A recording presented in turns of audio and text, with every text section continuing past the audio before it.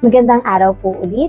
Ako po si Nurse Lang at umpisahan po natin ang Basic Infection Prevention and Control Practices Seminar sa araw na ito sa pag-discuss po ng proper hand hygiene. Ang hand hygiene ay isang simpleng procedure ng pagtanggal ng dumi o mikrobyo sa ating mga kamay na kung ito ay wasto at palagi ang ginagawa, ito ay epektibo para sa pag-iwas sa pagkalat ng infeksyon o iba't ibang sakit. Hindi lingid sa kaalaman ng lahat na ating institusyon po ay may maigting kampanya at strict protocol po pagdating po sa proper hand hygiene. Dahil sa ating institusyon, binibigyan ng importansya ang pagtataguyod o pag-maintain ng safe environment para sa ating mga pasyente at ang ating mga empleyado. Kaya po, dapat lamang na lahat po ng empleyado ng Jose R. Reyes Memorial Medical Center ay marunong at palagi ang ginagawa ang proper hand hygiene. Kung ating iisipin, ang ating mga kamay ay instrumento ng healing, caring, and service. Ngunit, maaari din po itong maging dahilan o salarin ng transmission of infection dahil sa iba't ibang mikrobyo na meron ng ating mga kamay. Maaaring nakuha natin ang mga mikrobyong ito mula sa paghawak sa maduming gamit o surfaces, contaminated na pagkain at tubig o paghawak ng infectious materials na nanggaling po sa mga pasyenteng may sakit. At kung hindi po tayo palagi ang maghuhugas ng kamay, ay maaari pong maging reason na tayo'y magkasakit, makapag-transmit ng infection sa iba pang tao, o maging dahilan ng hospital-acquired infection, o mga infeksyon na nakukuha ng mga pasyente habang sila po ay naka-admit sa ating ospital. Kaya napaka-importante po talaga ang paghuhugas ng kamay, lalo na po sa ating mga healthcare workers.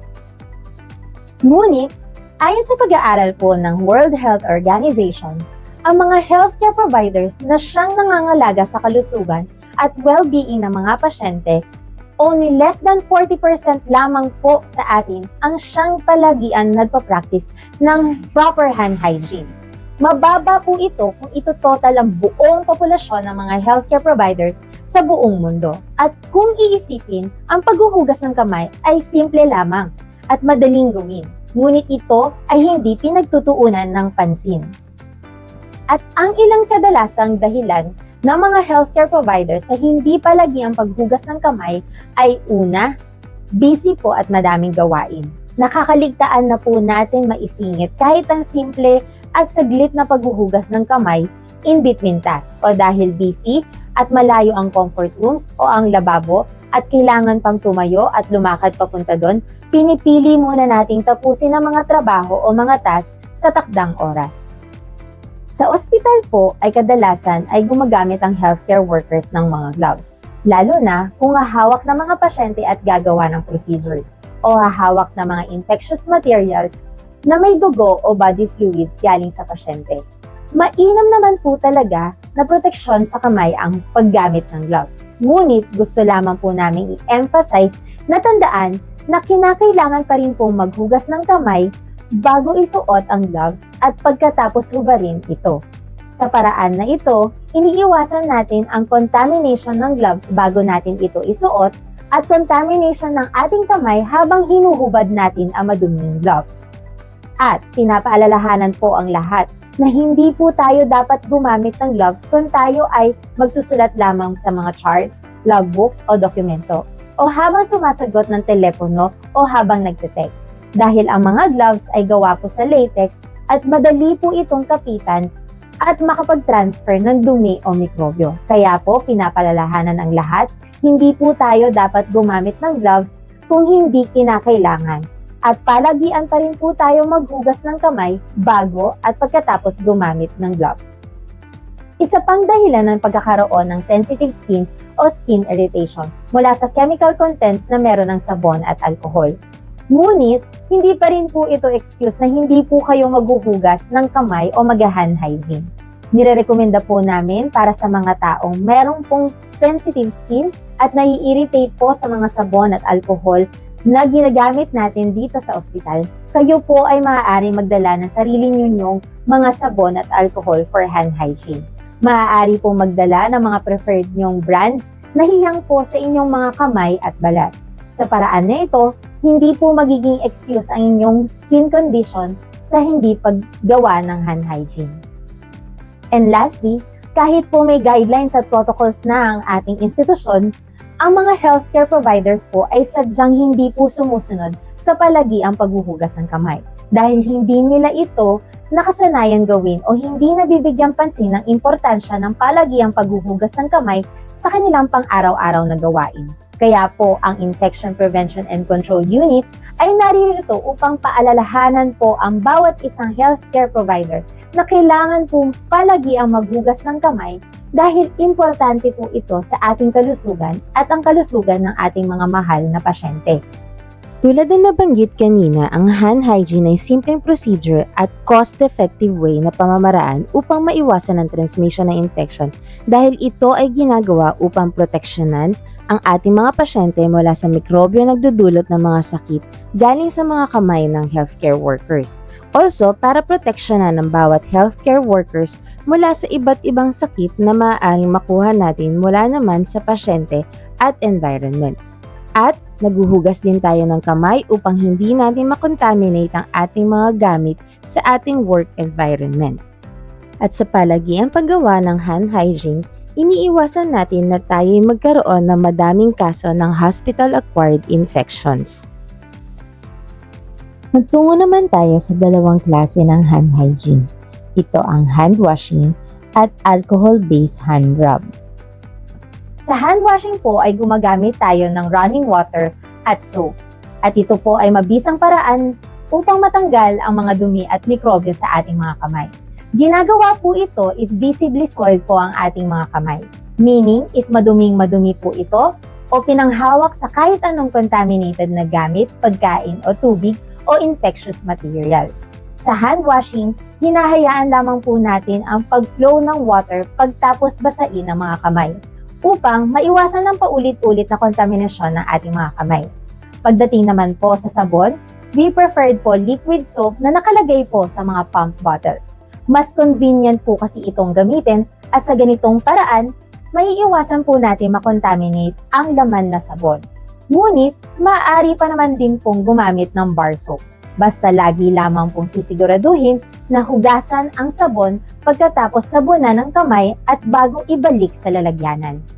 Ang isang alternatibong paraan ng hand hygiene ay ang alcohol-based hand rub. Gumagamit po tayo ng 70% alcohol solution na madali pong matuyo sa ating mga kamay. Ito po ay maaaring gawin kung kayo po ay walang access o malayo po sa mga hand washing sink o walang sabon at tubig.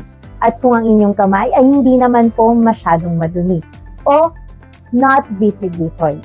Ngunit, hindi po kasiguraduhan na ang inyong mga kamay ay malinis na o wala ng mikrobyo sa paggamit ng alcohol. Mainam pa din po na maghugas ng kamay once na may access na po sa hand hygiene sink, sabon at tubig. Nirerekomenda po ng Infection Prevention and Control Unit sa lahat po ng empleyado na magdala ng kanilang personal pocket size alcohol. Sa ganitong paraan, lahat po ay maaaring mag-hand hygiene kahit saan at sa kahit anong oras. At para po maging epektibo ang hand hygiene, kahit gumamit ka po ng sabon at tubig o ng alcohol, kinakailangan po ay may friction. Ang rubbing o rotational motion na nagke-create ng friction ay mainam magtanggal ng dumi at mikrobyo sa ating buong kamay. Kung titingnan ang illustration sa inyong screen, sa ordinaryo na paghuhugas ng kamay, maaari pa rin pong may mga areas dito na hindi masyadong nahuhugasan maigi, tulad ng thumb, in between fingers, at fingertips na may red tone. Ibig pong sabihin, ito po ang most frequently missed areas. At ang skin tone at purple tone naman, ang less frequent areas na hindi nahuhugasan mabuti. At para po masigurado na tama at wasto ang pamamaraan ng paghuhugas ng kamay at maging epektibo po ito sa pagtanggal ng mikrobyo, kinakailangan po natin sundin ang 7 steps of hand hygiene. Tara, sabay-sabay po natin itong gawin. Bago natin simulan ang paghuhugas ng kamay, siguraduhin na tanggalin muna natin ang ating mga accessories o alahas, tulad ng relo, bracelet o singsing. Kung kayo naman po ay may wedding ring na hindi na po matanggal, ito po ay maaaring hindi natanggalin, ngunit siguraduhin po na kasama po ito sa malilinisan. Basain ang kamay under running water at maglagay ng sapat na dami ng sabon o alcohol. First step, palm to palm.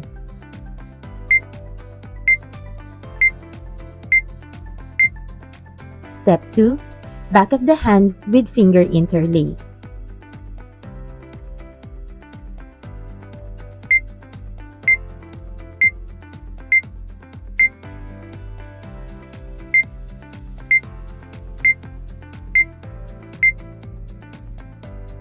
Step 3, in between the fingers.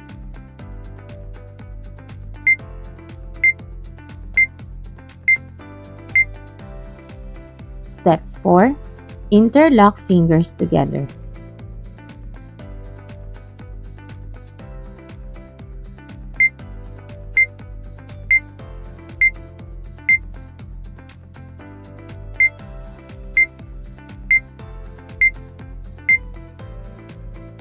Step 5, base of each thumbs and use rotational motion.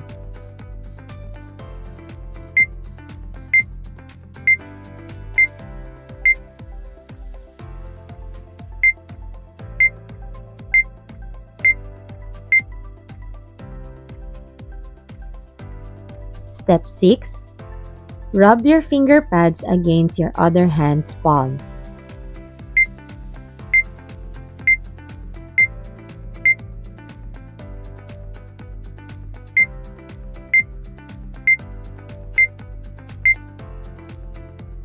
Step 7, rub both wrists with rotational motion.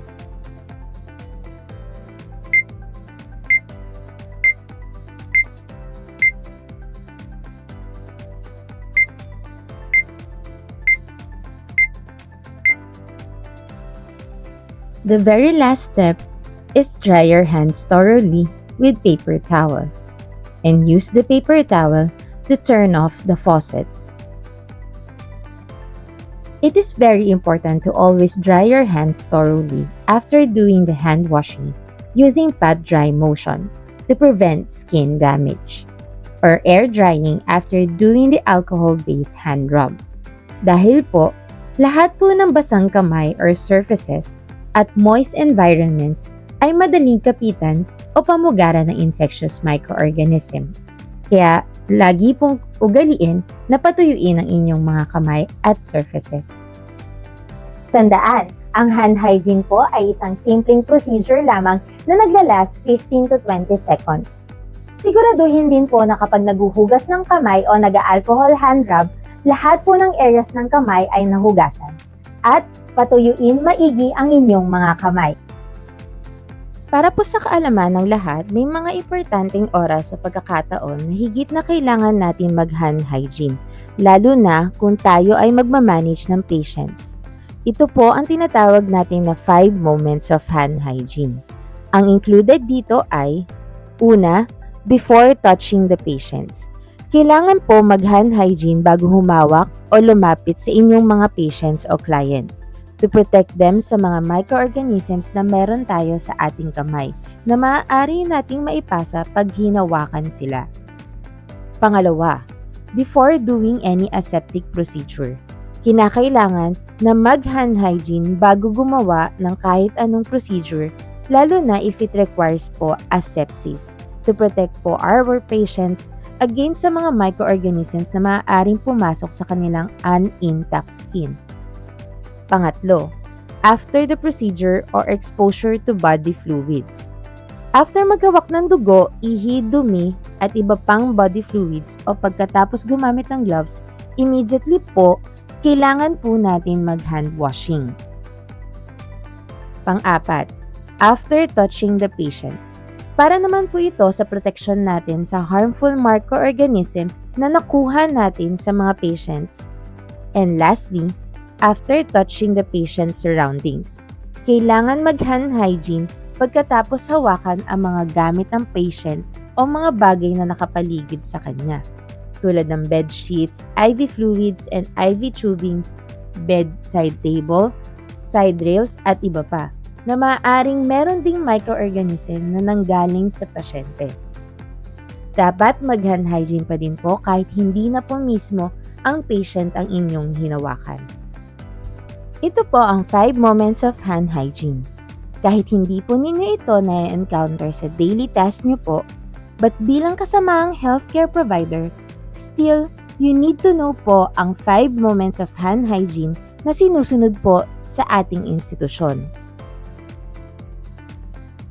Sa pagtatapos po ng lecture natin pagdating sa proper hand hygiene, naway laging tandaan natin ang palagiang paghuhugas ng kamay at ang ating responsibilidad sa pag-iwas sa pagkalat ng impeksyon. Ang palagiang paghugas ng kamay ay susi sa inyong magandang kalusugan. Maraming salamat po.